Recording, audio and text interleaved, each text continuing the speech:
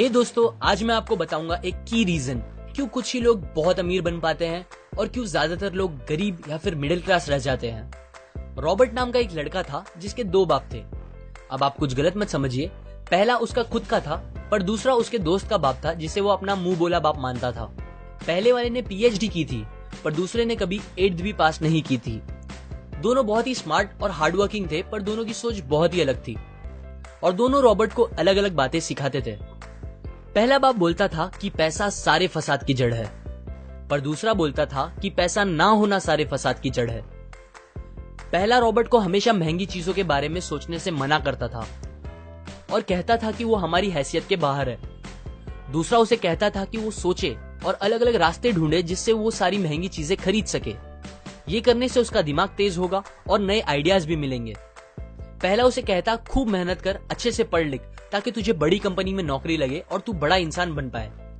दूसरा कहता था तू खूब पढ़ मेहनत कर पर खुद की कंपनी खोल ताकि तू खूब सारी नौकरियां लोगों को दे पाए। रॉबर्ट के पास एक एडवांटेज था, उसने अपने दोनों बापों को अपनी अलग अलग सोच के साथ बढ़ते और उनकी तरक्की देखी। उसने अपना दिमाग लगाया और अपने दूसरे बाप की बातें मानी और फॉलो की, जो कि बाद में मायामी फ्लोरिडा का सबसे अमीर इंसान बना और उसकी सिखाई बातों से उसने खुद करोड़ों कमाए, जबकि उसका पहला बाप जिंदगी भर गरीब रह गया। सबसे इंपॉर्टेंट बातों में से एक बात जो रॉबर्ट ने अपने अमीर बाप से सीखी वो थी फाइनेंशियल लिटरेसी, जिसका मतलब है एसेट्स और लायबिलिटीज के बीच का डिफरेंस जानना। अब आप गौर से सुनिए, ये नॉर्मल कॉमर्स में सिखाए गए मीनिंग से थोड़ा अलग है। रॉबर्ट ने काफी इजी शब्दों में उसका मीनिंग बताया है, जो कि कुछ ऐसा है। एसेट्स कोई भी वो चीज होती है जो आपको पैसे बना के दे या फिर आपके जेब में पैसे डाले, और लायबिलिटीज वो चीजें होती है जो आपके जेब से पैसे ले ले या आपके पैसे खत्म करे। अमीर लोग इसीलिए अमीर होते हैं बिकॉज वो अपने एसेट्स बनाते हैं, जबकि मिडिल क्लास लोग बस लायबिलिटीज पे खर्च करते हैं। मिसाल के तौर पर रमेश और सुरेश नाम के दो दोस्त थे। दोनों सेम पोजीशन और सेम सैलरी पे काम करते थे। जब भी उन्हें सैलरी मिलती, रमेश अपनी सैलरी से नए कपड़े, नए गैजेट्स, नया फोन, बाइक या कार ऐसी चीजें खरीदता था जो उसे अमीर जैसा फील कराती थी। पर वो ये नहीं समझता था कि ये सारी चीजें लायबिलिटीज है जो उसके पैसे उससे ले रही है, ना कि बस जब वो उन्हें खरीदता है तब, बल्कि आगे भी मेंटेनेंस वगैरह के लिए, जिसकी वैल्यू वक्त के साथ कम हो जाएगी और ना ही वो उससे आगे कुछ पैसों का प्रॉफिट देगी। बट सुरेश ऐसा नहीं था। वो ये सारी चीजें नहीं खरीदता था जब तक कि उसके लिए बहुत जरूरी ना हो वो चीज खरीदना। वो पैसे जमा करता था और एसेट्स पे खर्च करता था, जैसे कि स्टॉक्स, बॉन्ड्स, रियल एस्टेट, अपनी खुद की स्किल्स बढ़ाने के लिए या कुछ सीखने के लिए जो उसे आगे और पैसे बना के दे। 2 साल बाद सुरेश करोड़पति बन गया, जबकि रमेश वैसे का वैसा अपनी कम सैलरी को कोसता रह गया और कहता था कम सैलरी उसके मिडिल क्लास होने का रीजन है।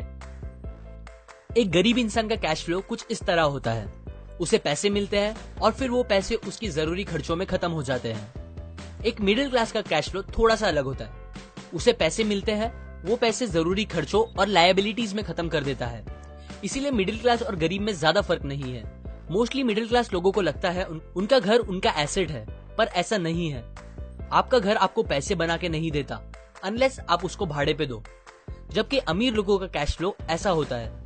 उन्हें पैसे मिलते हैं, वो उस पैसों से अपने एसेट्स बनाते हैं पहले और फिर उससे बने पैसों से खर्चा करते हैं। इसीलिए वो अमीर होते जाते हैं क्योंकि उनके इनकम के सोर्स बढ़ते जाते हैं।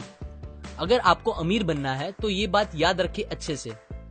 इस बात से फर्क नहीं पड़ता कि आप कितना कमा रहे हैं, बल्कि आप उन पैसों को कैसे और कहां खर्च कर रहे हैं, ये इंपॉर्टेंट है।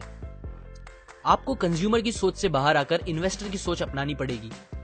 लोग कंप्लेन करते हैं उनकी खराब कंडीशन का रीजन उनकी कम सैलरी है और सैलरी बढ़ेगी तो वो आराम से रहेंगे।